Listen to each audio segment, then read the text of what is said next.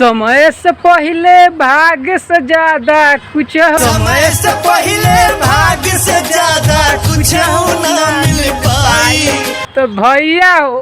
काहेला हम दुख के गीत गाई आ हम बानी तमिलनाडु में भैया करे नी कमाई। काम होला हई है काम भैया होला ईटा ढोवाई।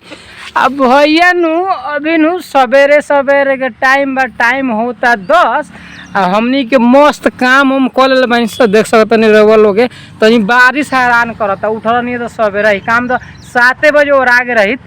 लेकिन बारिश के वजह से 10 बज गए बा।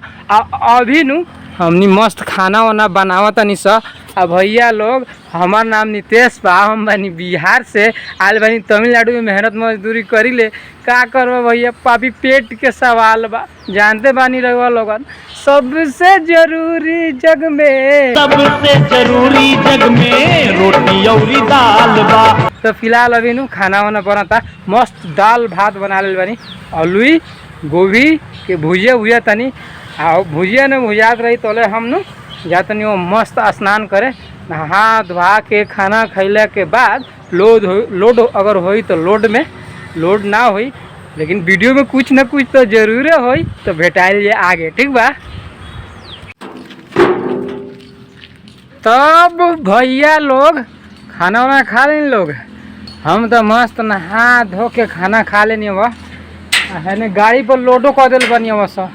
कालू तो लोडे ना गिरल बा आज वो अर्जेंट लोड आयल बा 150 गो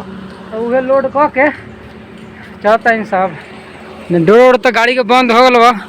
और रूम में ताला वाला मारी लोग ओकरा बाद लोड जाके उतारी लोग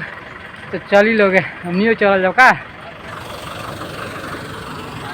राह में निकल चलाए राही मंजिल जाने कहाँ भेटाई। हमनी के नु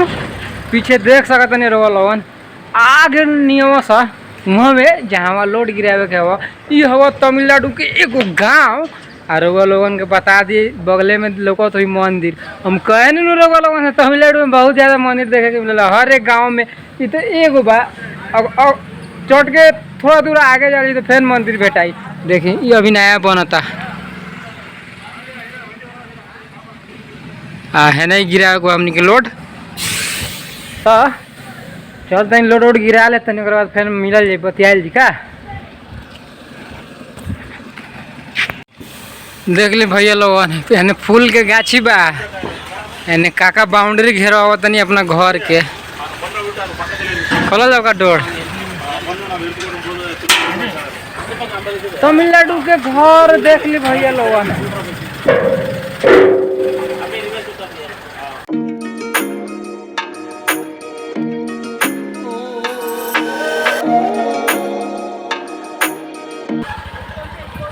लोड तो उतार देनी भैया सब अरे देखी काका हाँ ये हवा देसी गाय पहली बेर देखले बानी तमिलनाडु में देसी गाय ना तो ज़्यादातर जर्सी गाय हो काहे के आदमी से ज़्यादा दूध खोजल बस नु यही से तो फिलहाल तो जाता नहीं बस अब वापस अगर बाद बुझा तो लोड वोड ना बा यही कहेला हो सकता ये गांव बा भैया इन्हें तो सरे बा यहाँ से गांव के शुरुआत होता इन्हें अंदर तक पूरा गाँव बा। तब भैया लोग अभी नु शाम हो गए हवा टाइम होत हवा 5 आ हमनी के नु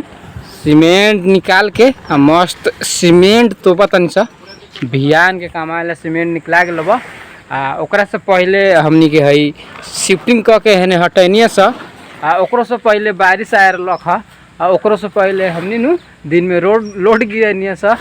लोड गिरावे से पहले नु हमनी सवेरे हई कमैनिया से नु ई कमाए से पहले नु बारिश आए रहा सवेरे खानी तो अभी नु सीमेंट उमेंट निकाल दिल बानी सही सब साफ सुफ हो गल बा। अब बारी बा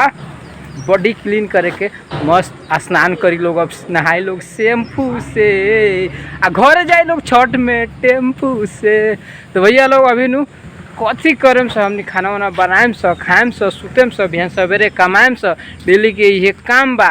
ठीक बा। तो कथी करल जाए वीडियो को यहीं पर समाप्त कर देवल का। मिलल जाए अगला वीडियो में एक नया अंदाज में। जब तक के लिए बाय, जय हिंद, हर हर महादेव।